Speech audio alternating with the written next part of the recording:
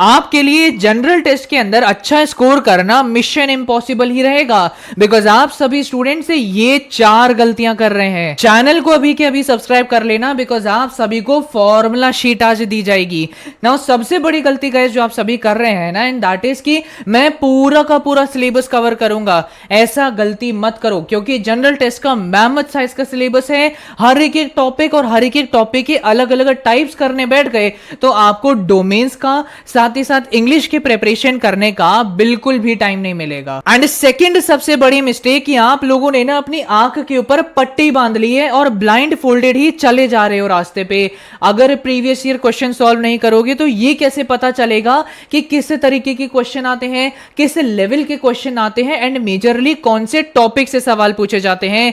ऐसी गलती मत करो कि कुछ भी हैफेजर्डली कवर करे जा रहे हो। और बाकी तो गाइस आप सभी को पता है, लंबे लंबे लेक्चर्स देखे जा रहे हो और साथ ही साथ करंट अफेयर्स का भी डर लग रहा है कि भैया 6 महीने की करंट अफेयर्स कैसे पढूं, ये तो बहुत सारी है। स्टैटिक जीके में मैं इस देश की कैपिटल कैसे याद रखूं, करेंसी कैसे याद रखूं, ये भी बहुत ज्यादा है। एंड करंट अफेयर्स का खासकर बहुत डर लग रहा है। तो सबसे पहले गाइस आप सभी ये जान लीजिए कि ज्यादातर सवाल आते कहां से हैं। आपके सामने प्रीवियस ईयर पेपर्स को एनालाइज करके एक रेशियो ऑफ क्वेश्चंस डेवलप किया गया है। नाउ ज्यादातर हमारे जो क्वेश्चंस है दैट इज 40% क्वेश्चंस ये रीजनिंग से पूछे जाते हैं। एंड रीजनिंग में भी अगर मैं बात करूं तो ज्यादातर क्वेश्चंस वर्बल रीजनिंग से पूछे जाते हैं, ना कि नॉन वर्बल रीजनिंग से। इसके बाद अगर मैं बात करूं तो 30% क्वेश्चंस हमारे करंट अफेयर्स और स्टैटिक जीके में से पूछे जाते हैं। नाउ भैया ये डायनामिक जीके और स्टैटिक जीके में से क्या ज्यादा इंपॉर्टेंट है, तो भैया स्टैटिक जीके आपकी सबसे ज्यादा इंपॉर्टेंट है। इस समय पर भैया मेरे पास ज्यादा टाइम नहीं है,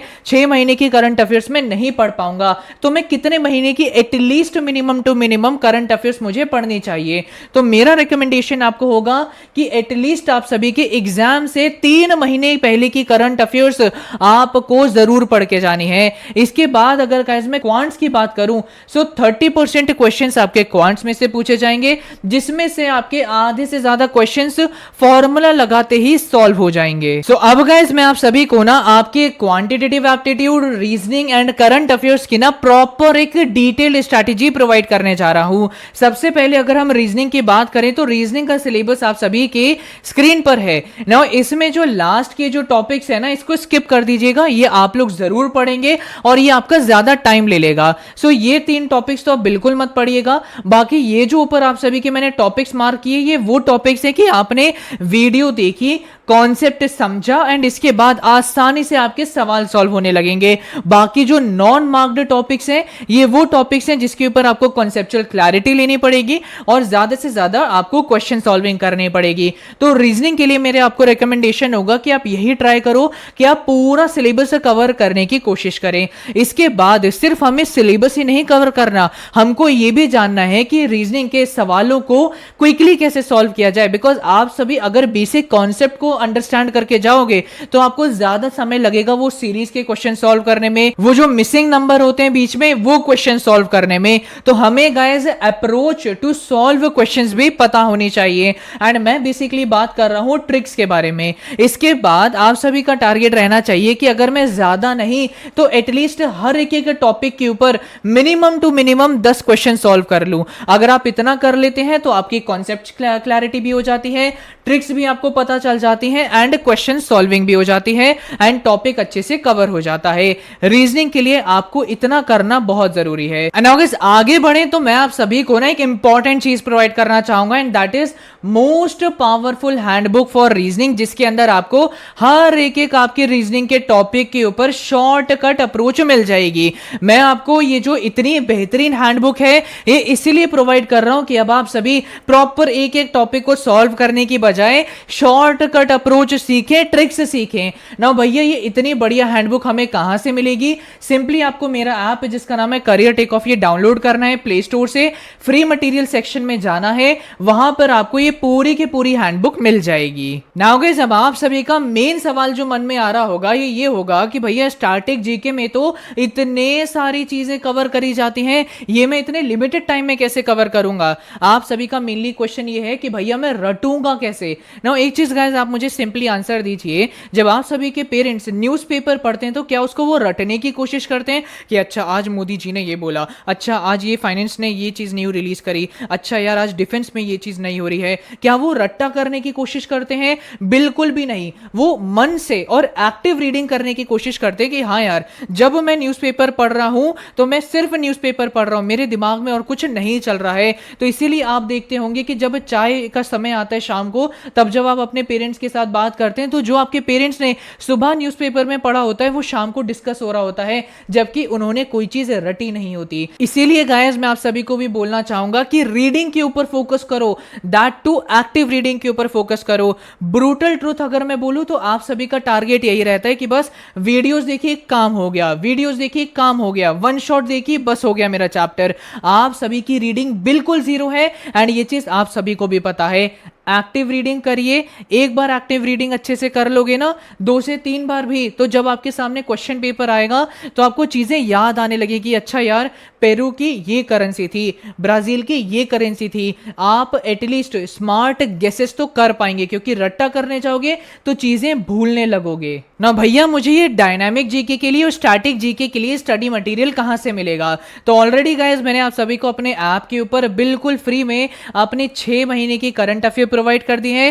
अप्रैल की भी करंट अफेयर्स बहुत जल्दी अपलोड हो जाएगी। साथ ही साथ स्टैटिक जीके के हर एक इंपॉर्टेंट टॉपिक के ऊपर आपको मैंने नोट्स भी प्रोवाइड कर दिए हैं। इंपॉर्टेंट डेज के ऊपर आप सभी के सवाल आ जाते हैं कि इस तारीख को क्या था, दूसरी तारीख को क्या इंपॉर्टेंट डे आता है, ये मैंने आपको प्रोवाइड कर दिया है। आप सभी को रुपीस के बारे में इंफॉर्मेशन प्रोवाइड कर दी है, इंपॉर्टेंट डांस फॉर्म के नोट्स प्रोवाइड कर दिए हैं, तो यह फ्री मटेरियल सेक्शन में जाके डाउनलोड कर सकते हैं। नाउ गाइस अब हम लोग बात करते हैं क्वांटिटेटिव एप्टीट्यूड के बारे में, जिसको देख के हमारे ज्यादातर ह्यूमैनिटीज स्टूडेंट्स एग्जाम से घबरा जाते हैं कि अरे भाई ये मैथ्स कहां से आ गई, ये तो मैं 2 साल पहले करके आया था। ये उनका बिल्कुल जेन्युइन प्रॉब्लम है। साथ ही साथ हमारे कई सारे कॉमर्स एंड साथ ही साथ साइंस के स्टूडेंट्स को भी क्वांटिटेटिव एप्टीट्यूड में जरूर प्रॉब्लम आती है। नाउ गाइस मैं आप सभी को स्वीट लाई बोलने की बजाय, मीठा झूठ बोलने की बजाय एक कड़वा सच बताना चाहूंगा। क्वांटिटेटिव एप्टीट्यूड का अगर आप सभी समय पर प्रॉपरली सिलेबस कवर करना स्टार्ट करने लगेंगे तो आप कुछ भी कवर नहीं कर पाएंगे, क्योंकि क्वांटिटेटिव एप्टीट्यूड थोड़ा सा डिफिकल्ट पोर्शन है। इसके एक टॉपिक को कंप्लीट करने के लिए भी एटलीस्ट 1 दिन का टाइम चाहिए ही चाहिए होता है, जो आपके पास बिल्कुल भी नहीं है। यहां पर मैं आप सभी को बोलूंगा कि आप सभी को अब बस एक चीज पे ट्राई रखना चाहिए कि मैं कॉन्सेप्चुअल क्लैरिटी रखूं कि अच्छा यार मीन मीडियन मोड होते क्या है और कैसे निकाले जाते हैं, एवरेज होता क्या है, निकाला कैसे जाता है, मेंस्यूरेशन में पाइप एंड सिस्टर्न क्या होते हैं, हमारे रोम्बस का एरिया कैसे निकाला जाता है, ट्रेपीजियम का पैरामीटर कैसे निकाला जाता है, ट्रिग्नोमेट्री के कॉन्सेप्ट क्लियर आपके होने चाहिए। बेसिक कंसेप्चुअल क्लैरिटी पर इस समय पर ध्यान दो। एंड सेकंड चीज गाइस जो मैं आप सभी को बोलूंगा, अपनी फॉर्मूला शीट बनाओ। आधे से ज्यादा क्वांटिटेटिव एप्टीट्यूड के क्वेश्चंस फॉर्मूला अप्लाई करके ही आंसर निकल आएगा। बिलीव मी, एक बार जरा प्रीवियस ईयर क्वेश्चन पेपर को खंगालो, आपको पता चलेगा कि यार डायरेक्ट सवाल आपसे पूछा गया है कि इस कोन का वॉल्यूम क्या होगा। अगर आपके सामने एक आपके रोम्बस की फिगर आ रही है तो ये रोम्बस में साइड का दे दिया गया है कितना सेंटीमीटर है, हाइट दे दी गई है कितना सेंटीमीटर है, अब मुझे इसका पेरीमीटर निकाल के दिखाओ, इसका मुझे एरिया निकाल के दिखाओ। अगर आपको फॉर्मूला पता होगा तो ऑब्वियस सी बात है इजीली आंसर निकल जाएंगे। तो मेरी बात मान के अपनी हर एक टॉपिक के ऊपर फॉर्मूला शीट बनाओ कि मीन मीडियन मोड कैसे निकलता है, एवरेज कैसे निकलता है, परसेंटेज कैसे निकलती है, प्रॉफिट एंड लॉस के क्या फॉर्मूलाज होते हैं, एटलीस्ट इतना पता होना चाहिए। Simple interest, compound interest etcetera. जब आपका इतना काम हो जाए तो इसके बाद आपको फोकस करना है प्रीवियस ईयर क्वेश्चन सॉल्व करने में और मॉक टेस्ट सॉल्व करने में। जब आप सभी full length mock test solve करेंगे तो आपको पता चलेगा कि यार आधे से ज्यादा क्वेश्चन तो मैंने फॉर्मूला से कर लिए, फिर उसके बाद मैं रीजनिंग के क्वेश्चन अटेम्प्ट कर ले रहा हूं और उसके बाद जाके अपने करंट अफेयर्स के भी मैं कुछ क्वेश्चन सॉल्व कर ले रहा हूं ना। यहां पर आप सभी को ना 10 क्वेश्चन छोड़ने का मौका मिलेगा। ये गोल्डन अपॉर्चुनिटी है, इसको बहुत स्मार्टली हमें यूज करना है। अगर आपको लगता है कि यार मेरा रीजनिंग स्ट्रांग है, मेरा क्वांट्स स्ट्रांग है, तो आप सभी करंट अफेयर्स के क्वेश्चन छोड़ सकते हैं। अगर आपको लगता है कि यार मेरा रीजनिंग स्ट्रांग है, मेरा करंट अफेयर्स स्ट्रांग है, तो आप क्वांटिटेटिव एप्टीट्यूड के कुछ क्वेश्चन सॉल्व कर सकते हैं। तो ये 10 क्वेश्चन जो आप छोड़ेंगे, इसको बहुत स्मार्टली हमें प्लान करना पड़ेगा। सो आखिरी में गाइस, आप सभी के लिए एक बहुत बड़ा सरप्राइज, एंड दैट इज कि हमने आपके लिए क्वांटिटेटिव एप्टीट्यूड के लिए भी फॉर्मूला शीट रेडी कर दी है। इतना सब कुछ गाइस आप सभी के लिए किया जा रहा है। भैया ये फॉर्मूला शीट कहां से मिलेगी? सिंपली मेरा ऐप आप डाउनलोड कर लीजिएगा। इतना सब कुछ आप सभी को प्रोवाइड किया गया है, जाओ जाके डाउनलोड कर लेना। बस एक रिक्वेस्ट आप सभी से यार, जब आप सभी को अच्छा कॉलेज मिल जाए तो भूल मत जाना अपने ब्रो को।